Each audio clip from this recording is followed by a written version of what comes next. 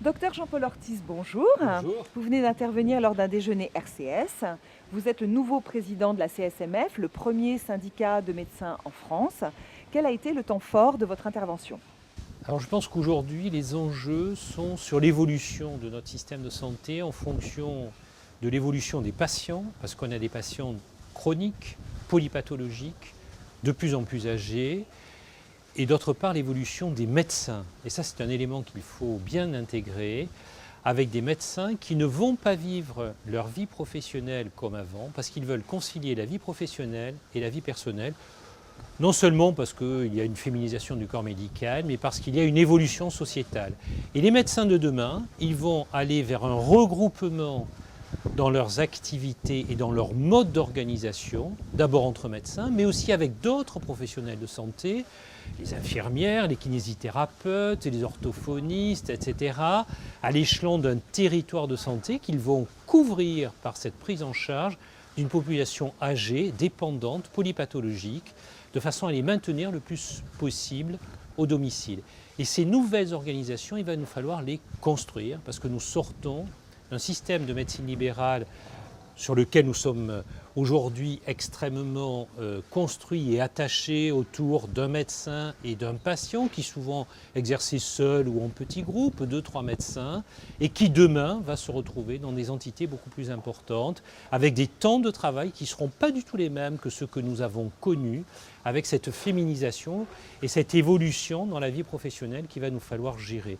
Et ces enjeux-là, ce sont des enjeux qu'il faut que collectivement nous puissions porter, à la fois les médecins, mais aussi les autres paramédicaux, mais aussi tous les autres partenaires qui doivent nous accompagner dans cette mutation importante, profonde, qui ne va pas prendre quelques mois, qui va prendre quelques années, peut-être même quelques décennies, pour relever ce défi, surtout vu les contraintes économiques.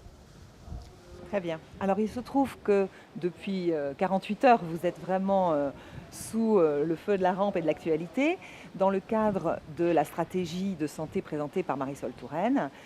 Vous vous opposez au tiers payant généralisé. Pouvez-vous nous en dire un mot? Alors nous sommes opposés au tiers payant généralisé, non seulement pour des raisons techniques, parce que c'est compliqué, il y a 400 à 500 assureurs complémentaires auprès de qui le médecin généraliste devrait récupérer quelques euros d'une consultation, mais surtout parce qu'il nous semble que justement ça va dans le sens d'un consumérisme et d'une déresponsabilisation du patient. Parce que si il ne paie plus son médecin, ce qui est gratuit ne vaut rien. Et moi, en tant que médecin libéral, je ne peux pas accepter que mon acte médical ne vaille rien, parce que ce n'est pas un service, ce n'est pas un dû. Et quand un patient vient me voir, d'ailleurs, il ne me paie pas, ni en salaire, ni sur une facture, il m'honore.